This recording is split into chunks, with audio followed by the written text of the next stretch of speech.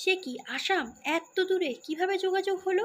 হ্যাঁ, লোকে শুনলে এরকমই অবাক হয় যখন আমি বলি আমার মামার বাড়ি নাকি আসামে। আমি থাকি হাওড়ায় কিন্তু মামার বাড়ি আমার আসামে। তোমরাও যতটা অবাক হচ্ছ যখন ১ম বার কাউকে বলি তারাও অবাক হয়। তবে আজ আসামে এসে একটু ঘুরু যাওয়ার প্ল্যান ছিল।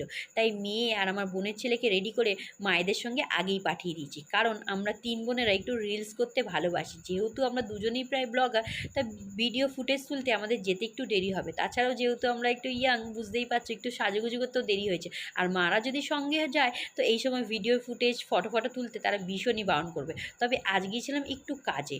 আর এই যে এখানে এসেও ব্লগিং করতে চাইনি, বড় একটা মিরর দেখে ভিডিও তুলতে রেডি হয়ে গেলাম। তাছাড়াও চারপাশটা এতটাই সুন্দর উত্তরবঙ্গে যে ফটো আর ভিডিও না তুললে আসাটাই বৃথা হবে। তাই ঝটপট অনেক ছবি তুলেছি। আচ্ছা বলো তো তোমরা কারা কারা উত্তরবঙ্গ থেকে আমার ভিডিও দেখছো? উত্তরবঙ্গে তো প্রচুর ব্লগার, কিন্তু একটাও ব্লগার আমার চোখে পড়লো না। তোমরা কোথা থেকে